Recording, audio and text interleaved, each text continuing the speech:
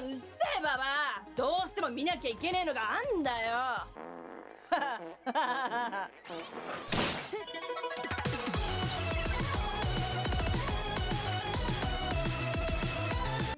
I've never thought about covering indie animation. It seems like plenty of people have that covered. However, there is one indie show that I'm not seeing many, if any, talk about, and that's Punch Punch Forever. Everyone is reacting to it, but not really giving it much of a review, and I find that interesting. Despite the millions of views each episode has, I've only found one person who's talked about it in a more review-like format, so I wanted to give it a little bit more recognition it deserves. For those who don't know, Punch Punch Forever is an indie animation project created by YouTuber Speedoru. The show is heavily inspired by and is a parody of 1990s shonen anime, down to giving the show a 90s VHS aesthetic, complete with commercial cuts and small bumpers, and even ads.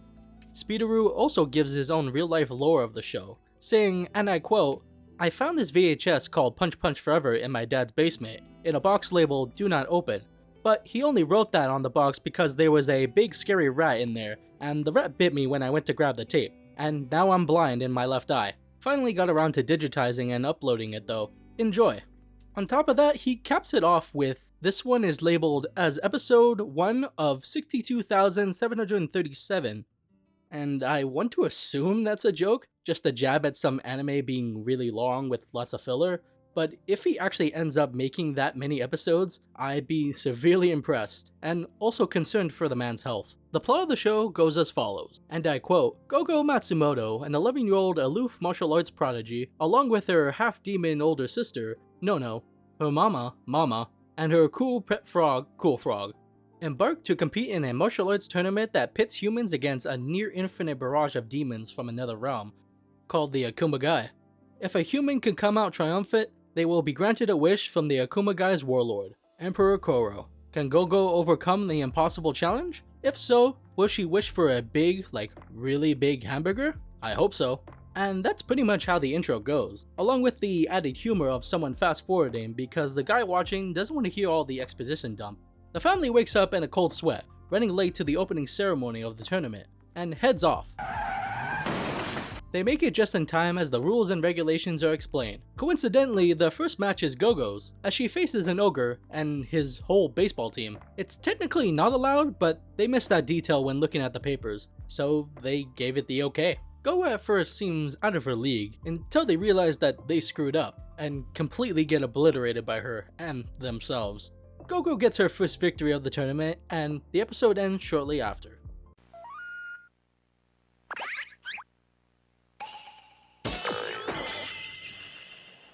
In the following episode, the family gets away from the competition, camping out to ease their stress about the tournament. However, their privacy is cut short when someone from the local area comes out of the porta potty.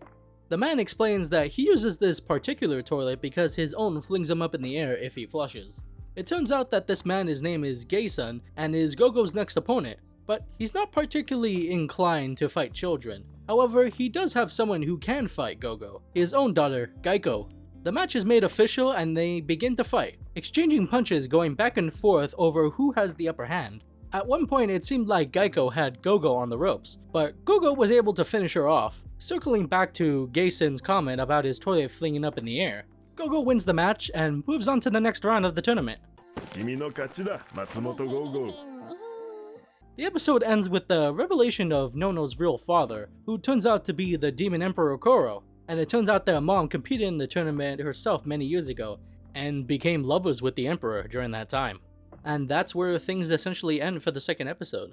One of the first things I need to praise is the humor of the show. It's joke after joke, gag after gag. The first time I watched both episodes, my gut was hurting from laughing so much. It was very much my kind of humor. On top of that, all the added tropes and parodies of the 80s and 90s anime are so well done. A clear homage and love for the art. The story may be simple, an unlikely kid who turns out to be an absolute beast, destroying all of her opponents left and right to reach the ultimate goal of getting the wish that she wants. By the way, I don't think it was ever mentioned what Gogo wants. For all we know, she could just want to win, and that's it. Or she can ask for another sandwich. Even so, I'm enjoying the journey so far, with the characters we know between the family, Emperor Koro, and all of the opponents so far. I'm curious to see who else we get to meet. Another thing I have to praise is the animation. Mostly done by Speedoru himself, along with other artists helping him out here and there, all culminating in a great modern version of a classic anime look from back in the day. Making it look like a tape of an old show is done absolutely to perfection. Oh, and I don't believe I mentioned this, but you've definitely noticed, especially if you've seen the show, that it's all in Japanese with English subtitles. Although I was a bit surprised at first, I quickly got used to it. And I don't think the show would have been the same in English, which makes it all the funnier for the few parts that are in English. Can they still see me?